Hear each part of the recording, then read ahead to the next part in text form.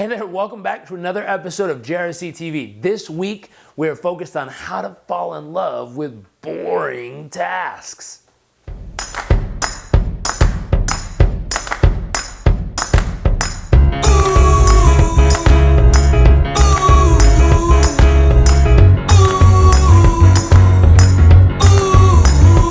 So why would we spend time talking about how to fall in love with boring tasks?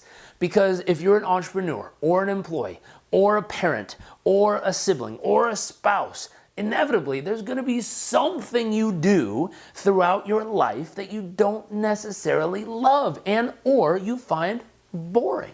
Now, according to Angela Duckworth, who is the researcher who wrote the book called Grit, and grit is the combination of passion and perseverance that allows people to succeed over time.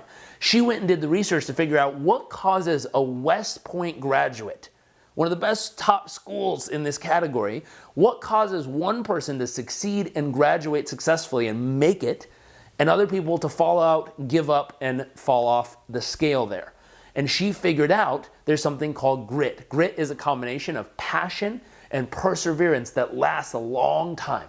Now, she says one of the 4 psychological factors, we're going to focus on one today, one of the 4 psychological factors that cause someone to lose their grit, to give up, to lose their passion or their perseverance is when their task becomes boring. They lose interest, they get bored trying to do whatever it is they need to do.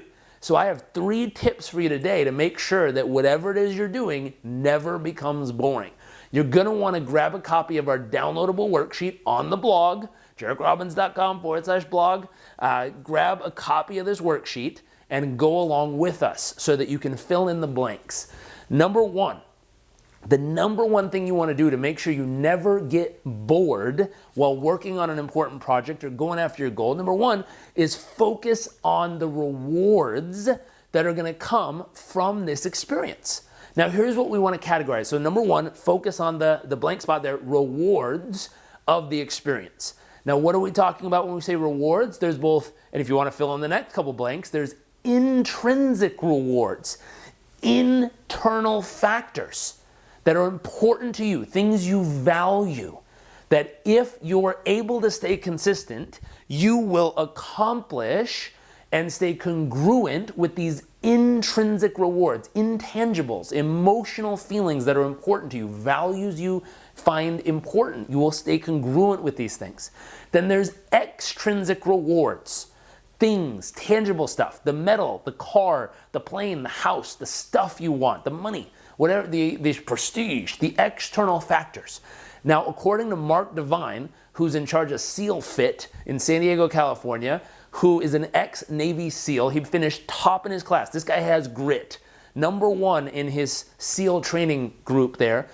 He says intrinsic motivators are always more powerful than extrinsic.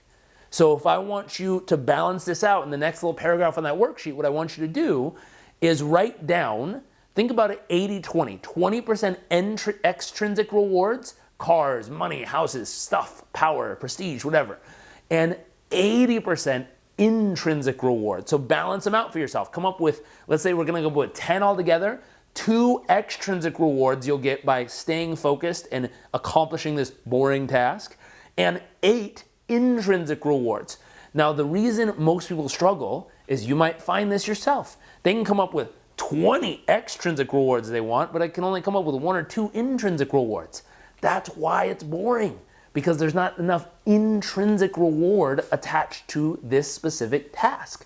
So make sure you balance that out on the worksheet. Number 2, a lot of people, when they find something boring, it's because they do not have the philosophy of constant and never-ending improvement in their philosophy or book or their mindset or their approach.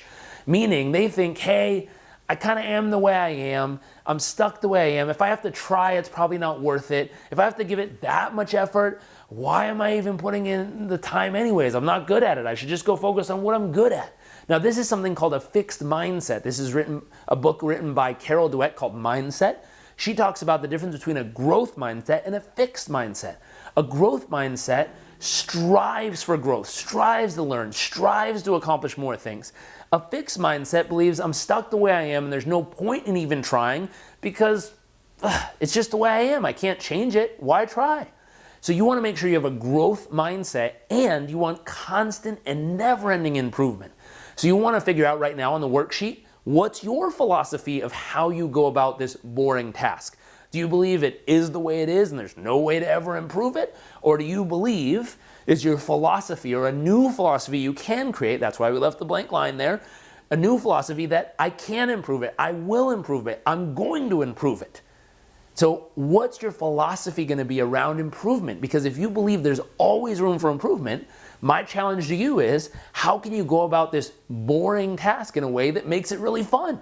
Improve the process, either procedurally, how you physically go about it, or your perception, how you perceive what's going on. But if you can adjust your perception or your procedure, P.S., if you want to learn more about this, Google Fall in Love with Hard Work, Jarek Robbins, in a Huffington Post article we wrote a long time ago. Should pop up on the screen. Read my journey of falling in love with a boring task called stacking lumber for a summer job I had in Canada. So read about that. But going back here, constant never-ending improvement. You can adjust the perception, how you view it, or the procedure, how you go about it to make it fun. Engage yourself. Finally, number 3, this is a way that you can make stuff really exciting and fun. Gamify it. What does this mean? Challenge yourself like a kid would. I bet you can't do 10 days in a row. Bet you can't win if I were to race against you. I bet in competition, fun, gamify. How many days in a row can you get before you miss and then start over? See if you can beat your own record. But this thought process of adding this gamified, fun approach that makes a task now a competition with yourself or others if you want to include others, and it makes it fun and exciting. So have fun with this. Download the worksheet. Go through the questions there, fill it all out, and use that as your guide to take the boring stuff, make it exciting, and go kick some butt and get some grit back on your side. Have fun. I look forward to seeing you next week with another episode of JRC TV.